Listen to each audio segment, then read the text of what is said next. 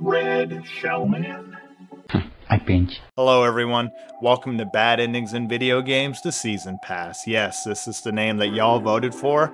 Maybe next time we'll do the 10-cent buyout, because it's funny to me. Anyway, this is 7 more bad endings going into a bit more detail. This is part 5 of my bad ending series, starting with the full bad endings iceberg. Now you don't have to watch any of the videos to watch this video you're about to watch. I hope you enjoy. If you do, please hit the like button and subscribe. We're so close to 500. It's like my dream come true if I can get there. So please help me get there. You can always change your mind later. Hit the like button. And if you don't like the video, no problem. Hit the dislike button. But then leave me a comment letting me know why you didn't like it. That way I can get better in the future. I hope you'll stick around the channel.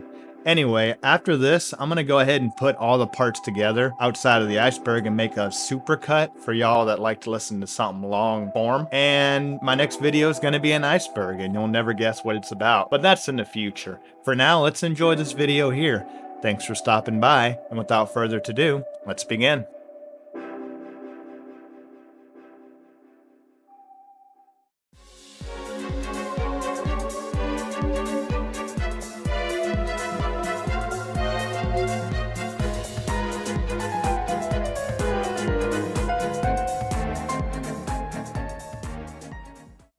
Welcome to Yu-Gi-Oh! The False-Bound Kingdom. This is a real-time strategy game released on the GameCube exclusively in 2003. What, you thought we were going to be dueling cards like in the show? No, this is a strategy game, right? Kind of like how the last Banjo-Kazooie game is about building Lego cars. While this game may have suckered you and plenty of other kids around that time into buying it thinking you were going to be dueling cards like in the show, it actually turned out, at least for me, to be a pretty fun game. I had never played a game like this before, and honestly, I haven't to this day. This is pretty unique. I like obscure, unique games, and this one is one that probably shouldn't be slept on, although there's a lot of problems, and the reviews are definitely not very good. Now, I did try to get my own footage on this one. I really wanted to play it again, mostly because, hey, I wanted to play it again.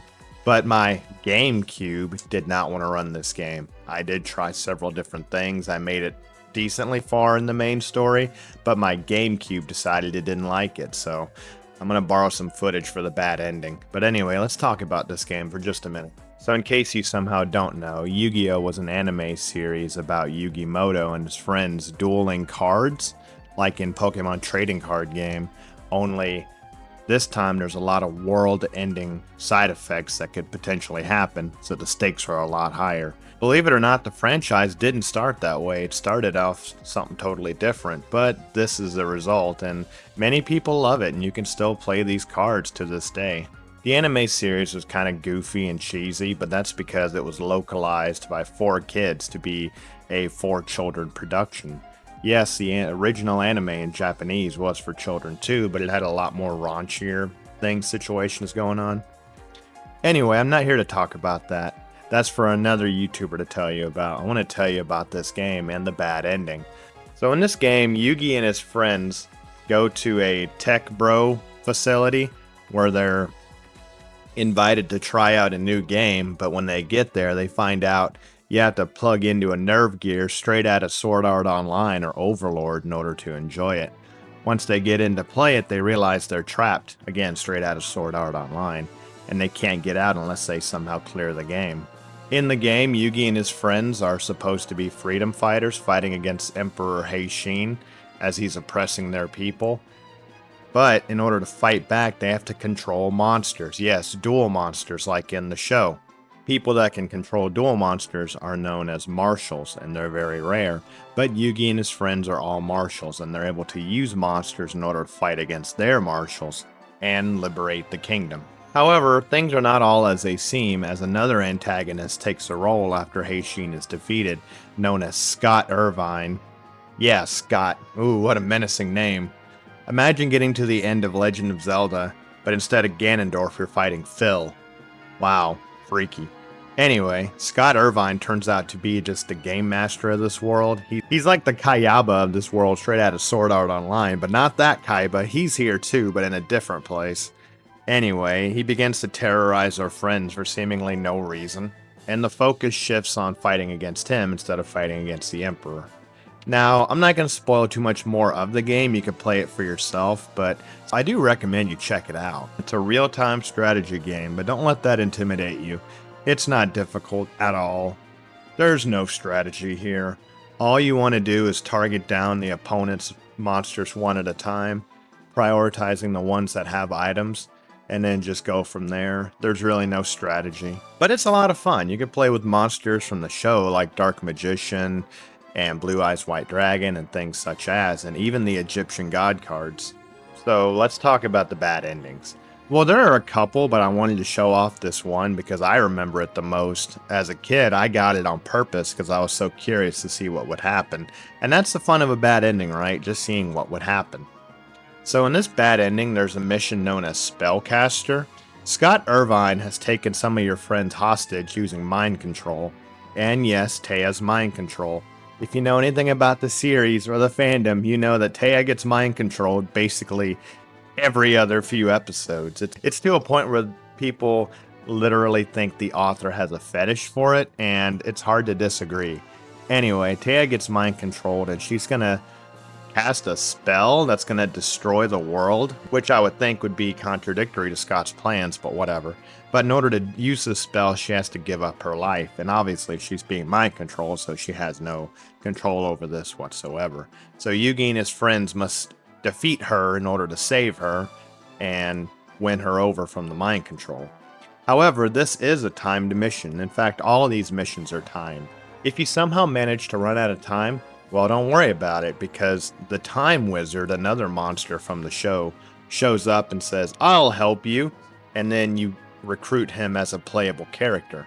Yeah, it's one of the secrets of the game. But for me, I wanted to see what would happen, and I ended up waiting even longer, and that sucked.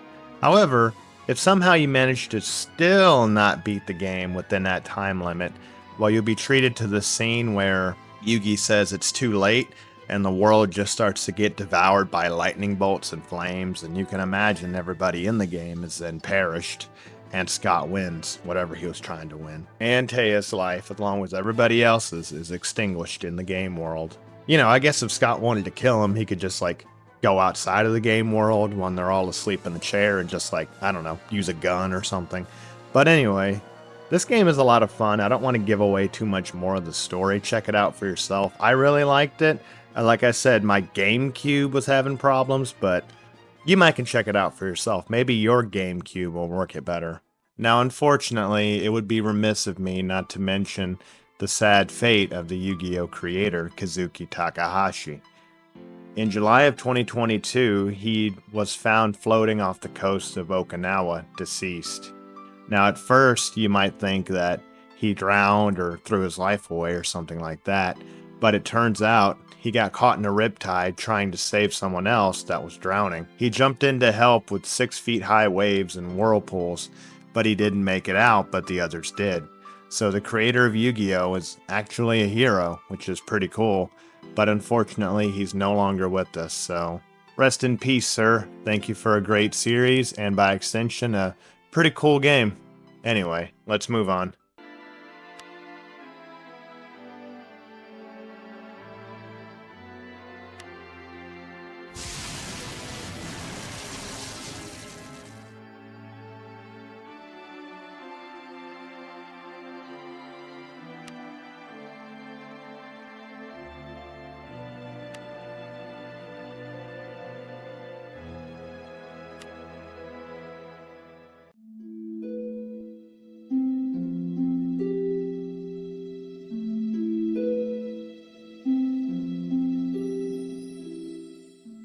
This is Train of Afterlife, released in 2012 on Steam.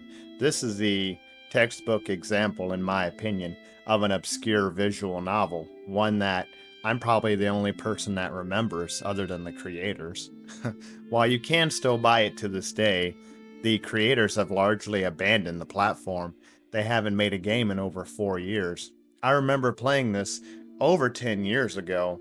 I even put a video up on it on this channel, which is now privated because it shows my real face. Maybe if I get to 2,000 subs or something, I'll release it. Something arbitrary like that. But this is a very unique and interesting visual novel about accepting death and being at ease with your passing. As I've said before about visual novels, the story is everything. So if I spoil too much, you won't have a reason to play it for yourself. And while I don't think you might have played it anyway, I'm more of an advertiser than I am a reviewer, which is why I say I don't do reviews. So I want to be very careful with how I say things. But there are some bad endings in this game that stuck with me.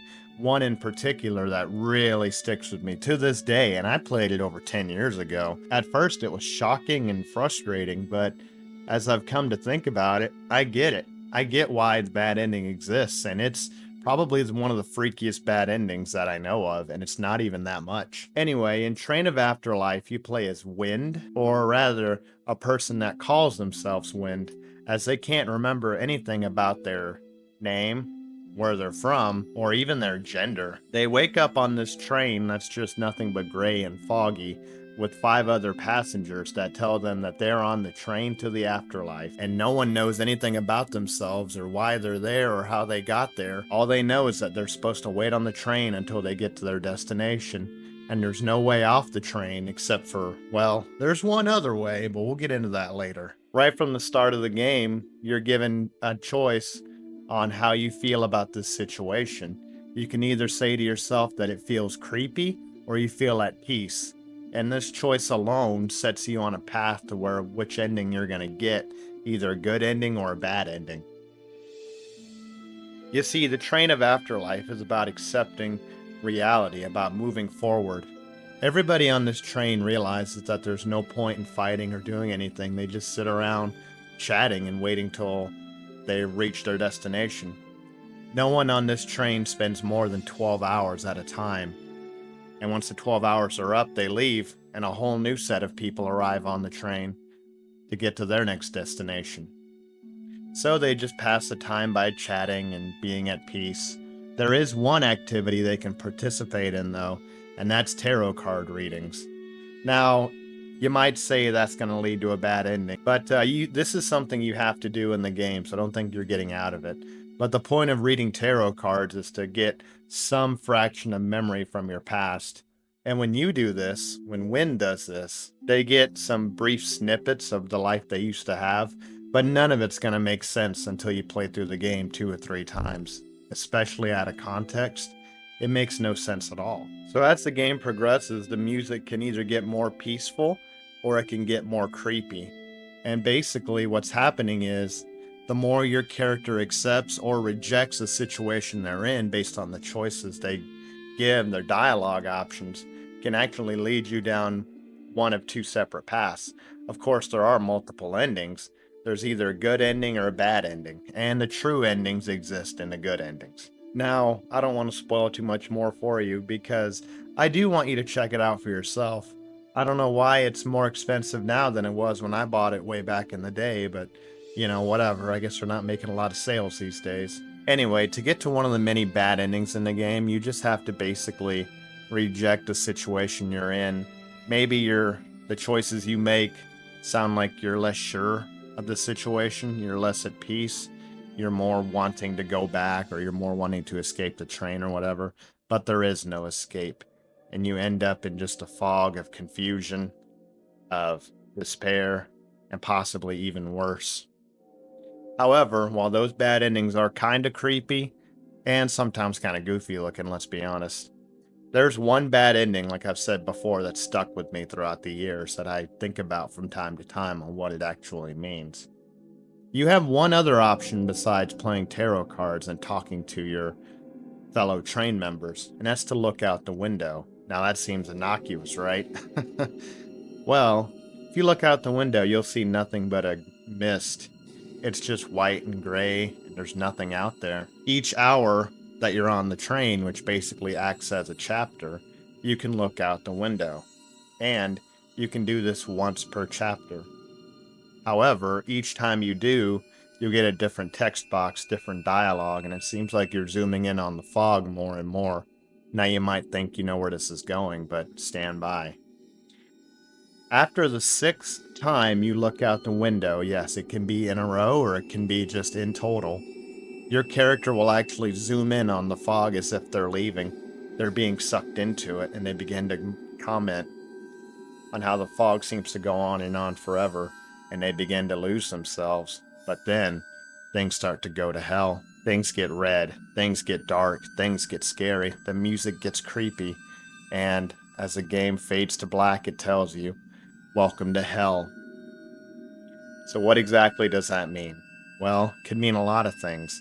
My interpretation is that you were so uncertain, you were so unwilling to let go of life that you looked out the window too long, or you looked off trying to escape this situation and ended up being sucked into hell instead of being at peace, or instead of wanting to go into the afterlife.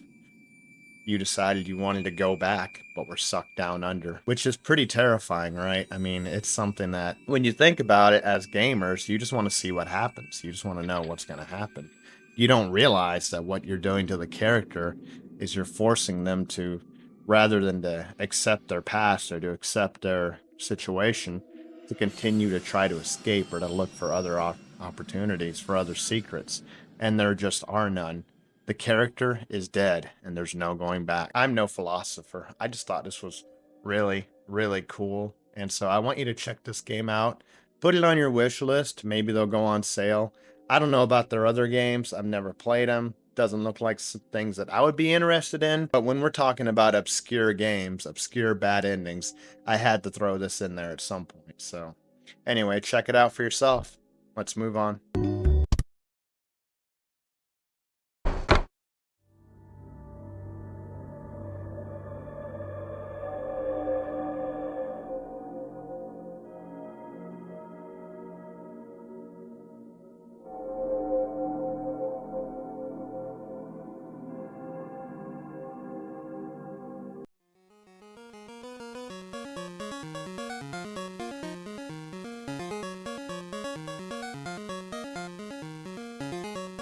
Kid Kool, released in 1990 in the US, is a game that actually is older than me, if you can believe that. So this game came out on NES, and now we're going way back to the past on this one, but these old school games also had some story to them, although mostly it was your imagination, and a lot of them included examples of bad endings. If you recall my bad ending iceberg, I briefly talked about Bubble Bobble, which is the earliest game I could think of that actually says bad ending. And this game has 5 endings in total, and they're all based around time. But let me go back for a second. So you play as Kid Kool, this super cool kid that doesn't even spell his name right. He spells it with a K. He's been tasked by the king to collect the 7 mystical herbs that will save his life, for he is sick with some illness. And Kid Kool runs off to save the day. And if you're like me, you immediately get a game over within 5 minutes.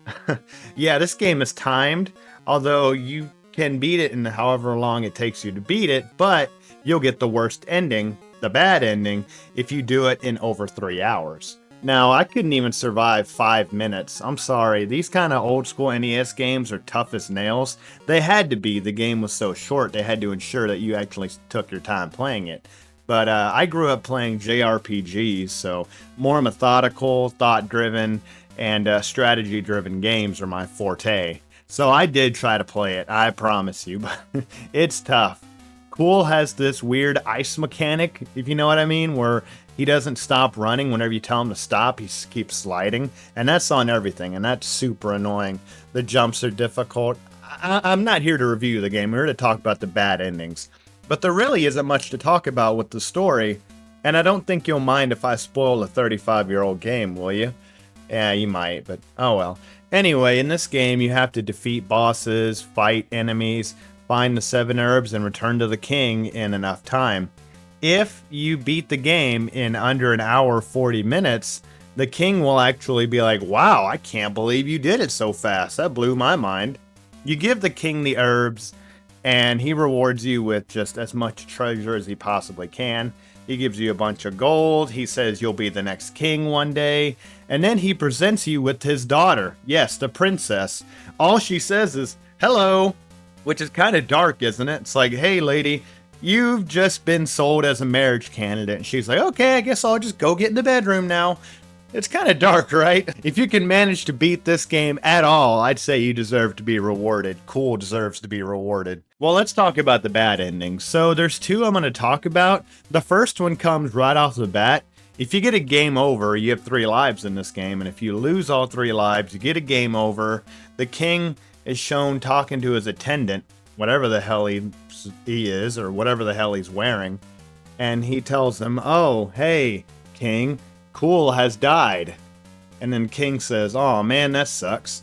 I mean, it's kind of dark, right? A character dying in an early Nintendo game, just, he died, right? It reminds me of that game over screen in Friday the 13th. Anyway, you can actually continue where you left off, but your character is shown to be an angel.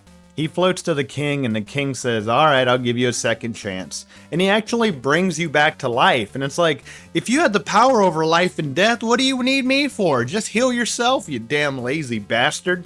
But anyway, he heals you and puts you through hell all over again, trying to save the day. The worst ending in this game happens if you take over 3 hours to beat it. If you take over 3 hours to complete the game, Kool will be seen running back to the castle, only to see the attendant guy crying and saying that the king has died, but he understands you did your best, which is kind of sad, right? Then the game just says end. And that kind of makes you feel bad. It's like, man, you went through all this hell just to get these herbs and then come back and the king died anyway. I mean, that's depressing. Like I said, I couldn't even survive barely 5 minutes. Now, granted, I didn't play for that long, but it was difficult. And I said, nope, not my forte. I'll allow someone else to do it and give them the credit. But yeah, check this game out if you want. I played it on my NES, and I don't know, it's not my thing. It might be fun for you. You might check it out if you love a difficult challenge. But anyway, Kid Kool, one of the earliest examples of games going terribly wrong if you screw up. Anyway, let's move on.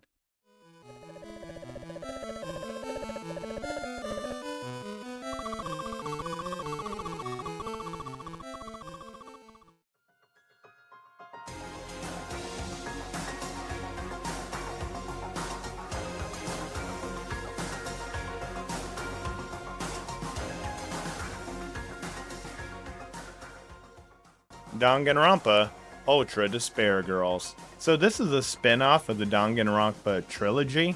In case you missed it in my bad endings iceberg, I talked about the first game and its bad ending. Now you should know that I love this series. It's a visual novel, murder mystery style game set in an anime style with great characters, great writing, a lot of humor. It's a good series. I like it a lot. However, there's one thing I don't like about the series, and that's, well, what I like to call the fandom menace.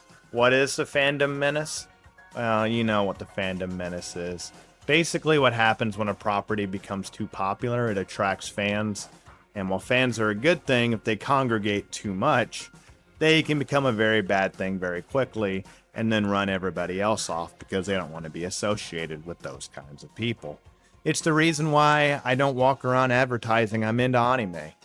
It's the reason why if someone else is into anime in my real life, I don't talk about it with them.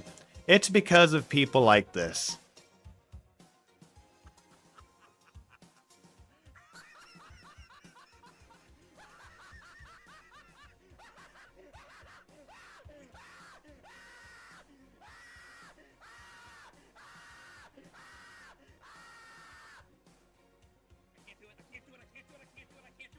I'm sorry to subject you to that. And yes, that is just one extreme example.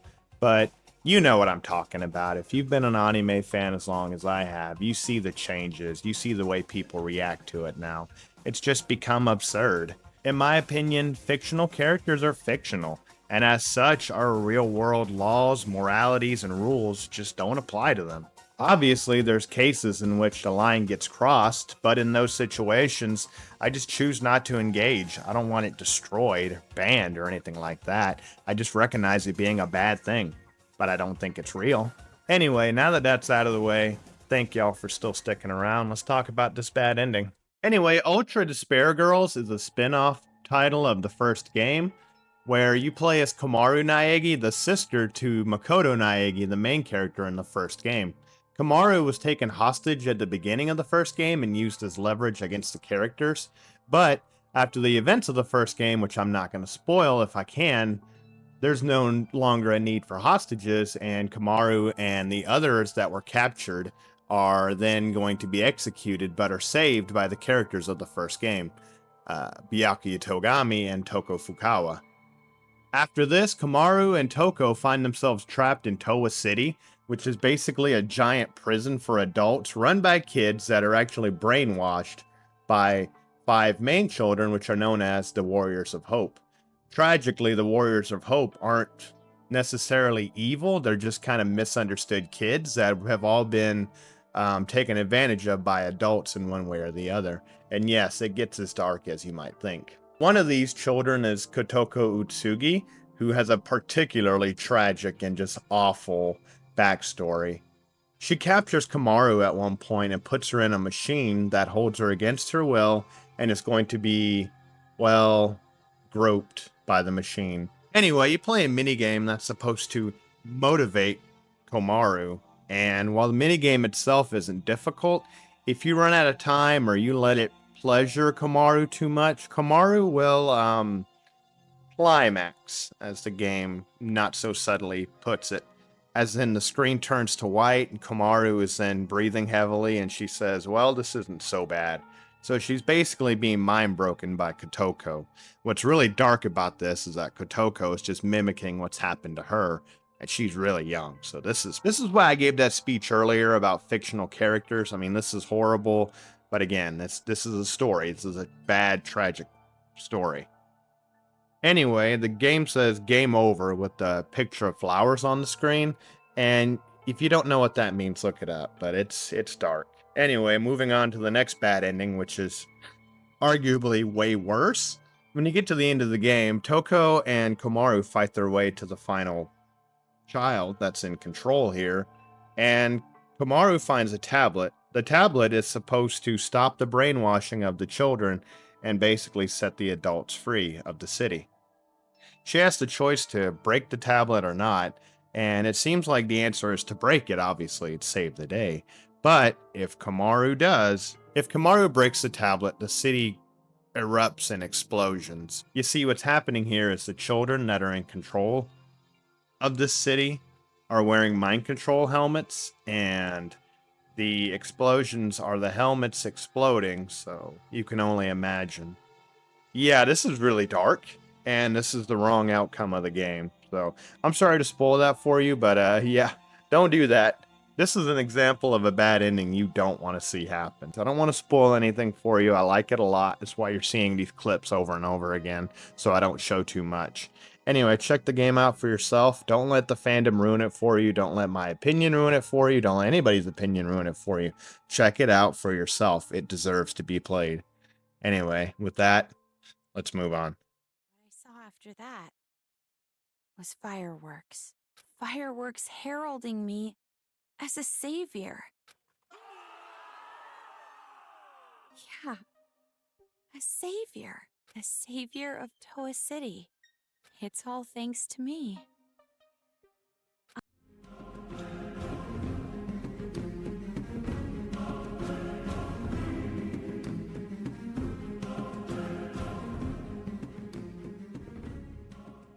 Now, I'd like to tell you that this game was secretly good, that it was a hidden gem that everybody slept on back in 2003, but no, it's just so bad.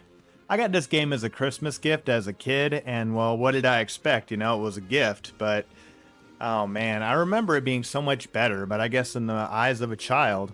Anyway, this is Bionicle, and in case you don't know, Bionicle were Lego toys that were like humanoid that you could put together. I had the original 6 or 5, I believe. I know I was missing one. I used to like to create abominations, putting all the parts together. Anyway, I remember there being more bad endings in this game, but despite the fact that this game is unbelievably short, I was so bored I couldn't even finish it to get the footage. I really couldn't. However, I couldn't find any other bad endings than the 2 of them that I got, and they are pretty freaky. Yeah, to me and you, they're not going to mean much, but to me as a kid, and it kind of creeped me out. So I kind of want to touch on it. Plus, I already got the footage and bothered to play it anyway, so I'm going to talk about it. The Bionicle are actually known as the Toa, and there's 6 of them. Tahu, Kopaka, Gali, Pohatu, Onua, and Lua. Onua was my favorite. He looks awesome. Anyway, you're playing through 6 levels that are ridiculously easy. You're fighting against the minions of Makuta, the Bohrok.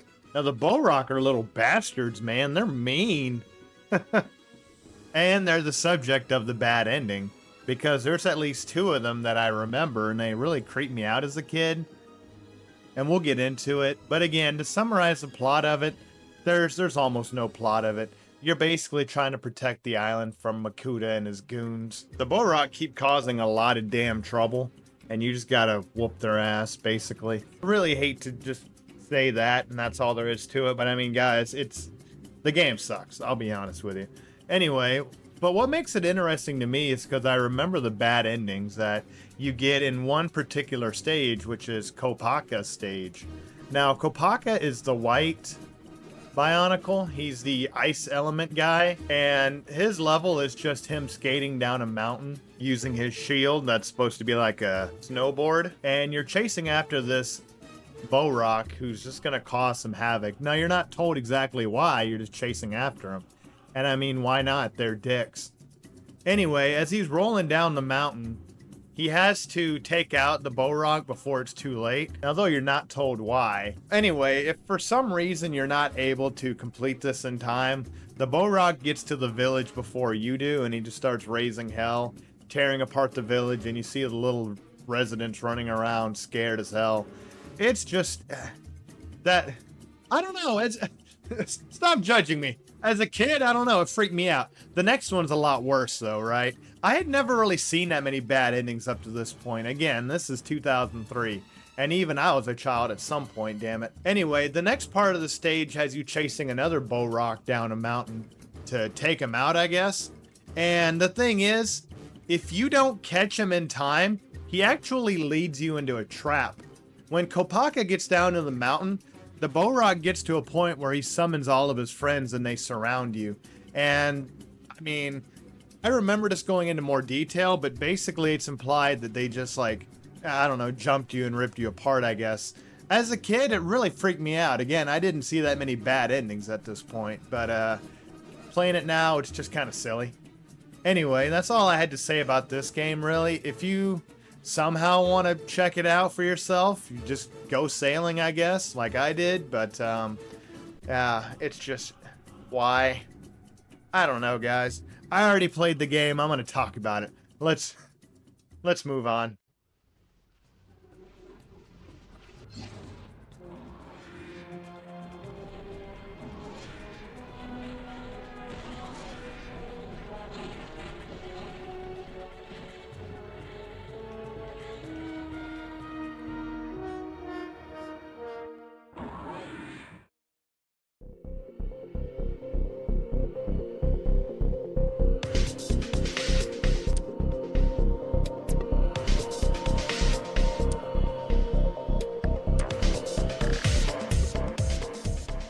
I had no idea what I was getting into when I decided to cover Tekken 5. It's a game I've been recommended to cover in these bad endings, but I had no idea why, and I hadn't covered a fighting game yet, so I decided, why not? Let's give it a shot. And what I uncovered is this long-lasting father-son, grandfather drama that I'm all about it. I'm here for it. So these fighting games usually have a story that run on forever. They're interchangeable with the characters, but there's usually one theme, and the theme in this game is the Mishima family and their struggles to combat their demonic urges. The only fighting game I'd ever really been into before is Soul Calibur, and that's mostly just because of the shameless jiggle physics, which I'm here for. But this game is pretty cool too. I mean, it looks like a lot of fun. I kind of want to play it. So anyway, I'm just covering this based on the research, so forgive me if I get anything wrong. And you don't necessarily need to start from Tekken 1 to get the story of it. You can just sort of enjoy the fighting and then maybe, I don't know, watch videos like this, for example, online to kind of get it. Anyway, Tekken 5 was released in 2005 on the PS2, and it follows the story of the Mishima family. Again, you can use any of the characters, but I'd rather go with the Mishima family because it's more dramatic. This game series starts in 1994 and it's been running all the way up until last year, 2024, with Tekken 8. It's a 3D fighting game epic centered on the Mishima family with their cursed bloodline that's fueling betrayal, rage, power struggles, and supernatural chaos.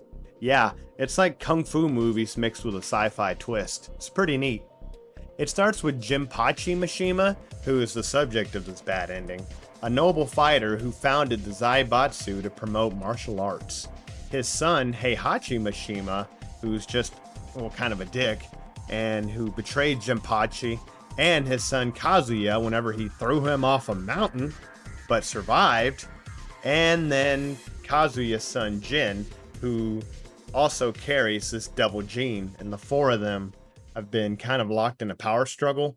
Well, at least the three of them have. Jinpachi, at the end of Tekken 5, is basically revived, and he's the one holding this tournament. Any of the characters can get to him, but if any of the characters, including Jin, lose to them, you trigger this bad ending. You get to a scene where it says continue, and you're supposed to press start to try again. Usually in these fighting games, you just lose a bunch of points and you don't rank high or unlock whatever you need to unlock. But you can also just say no and don't continue, and usually it just cuts to the title screen. But here you get an extra cutscene if you choose not to continue fighting. Well, what happens? Well, what happens is Jinpachi basically transforms into his demon self fully as he says, well, I guess no one could stop me in the end, and then takes over the world. Then you get this really bleak text that appears on the screen saying the world was changed forever. Jinpachi couldn't be stopped. So what makes this story interesting to me is just the whole father-son dynamic. I mean, the idea that you have to right the wrongs of your past or deal with the sins of your father. Pretty interesting. It's pretty neat. Again, I've never covered a fighting game before, so feel free to correct me in the comments if I did anything wrong or if I did it injustice, but that's as far as I can tell what's going on here. It's just a really neat story. And again, you don't have to know any of the story to play any of these games, but check it out for yourself. Anyway, with that, we'll move on. 誰もわしを止めることはできなかったか。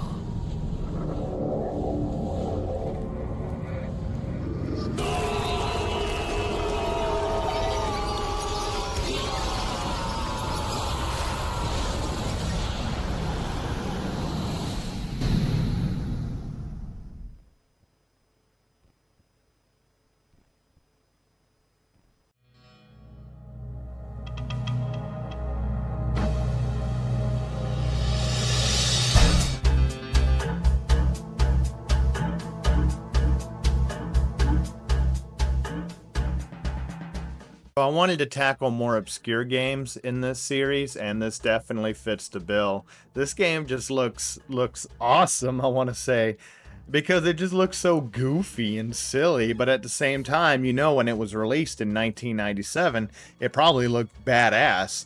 But this is a point-and-click adventure, mystery, puzzle-solving game. There's no health bar or anything, so when you make a mistake, it just shows the worst possible outcome.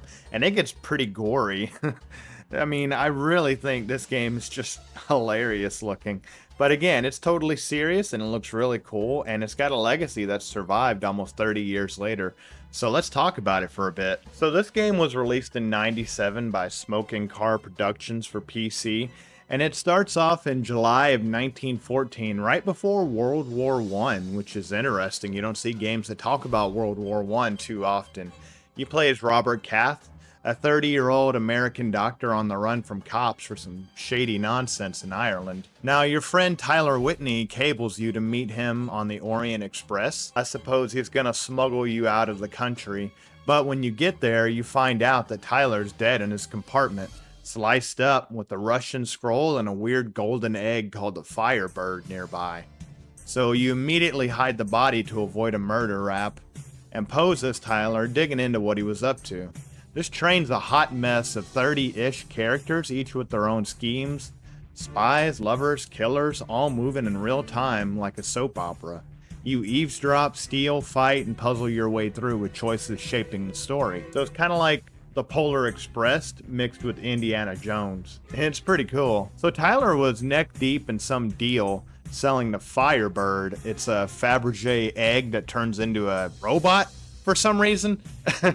Check it out for yourself. But he was selling it to a creepy prince named Kronos for gold. And he was going to use that gold to buy guns from a German. Yeah, it gets complicated.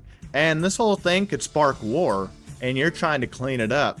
You find clues like a bloody coat, a Russian poem, and dodge conductors that are investigating, all while snooping. So you meet the characters like Anna Wolf, a gorgeous Austrian violinist, Alexei Dolnikov, a Russian anarchist with a bomb fetish, Tatiana Oblinskaya, a shy noble with their sick grandfather, Count Vasil, Milos, Sophie, I mean, there's just a lot. There's a lot going on here, so it's really cool. I recommend you check it out for yourself.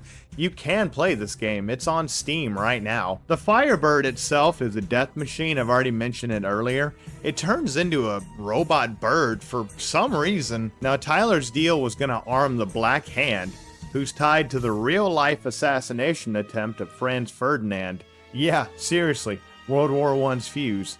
Anna's spying for Austria, Kronos wants the egg's power, and Alexei's planning to blow the train up to kill Vasil. You're juggling defusing a bomb, stealing gold, and cracking the Firebird's code using jewels and music. It hits the fan near Constantinople when the Black Hand hijacks the train, Milos and his crew shooting up the place.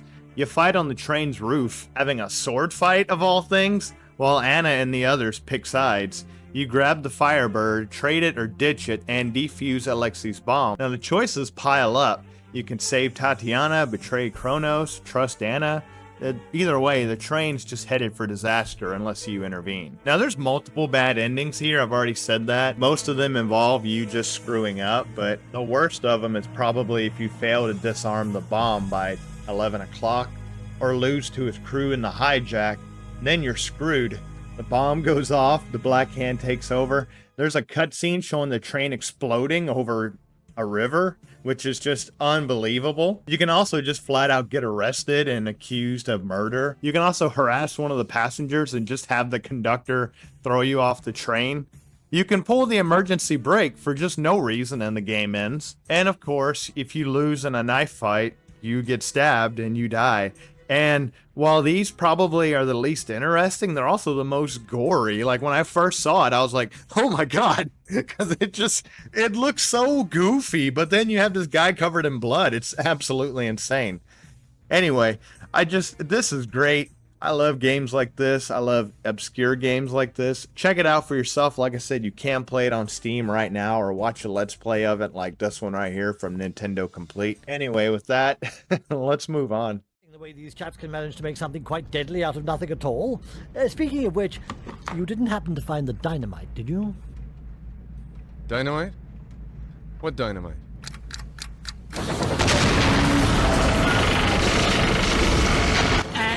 You blow it, schmuck. And that was Bad Endings to Season Pass. What'd you think? What would you add? Comment below. I read every comment and I try to comment to every last one of them for as long as I can. If you enjoyed the video, please consider subscribing. Like I said, we're so close to 500, I'd really appreciate it. Anyway, feel free to check out the channel for some more icebergs and long-form content that I've done. After this, I'm going to put these last few parts together to make a long movie of sorts for those people who like to listen to something long form. Hey, I really appreciate it. Either way, if you like the video, if you dislike it, whatever else, stick around the channel. Like I said, you're not going to believe what the next iceberg is going to be on, but you're going to have to subscribe to find out. Anyway, thank you all so much once again. With that, thank you so much. Take care.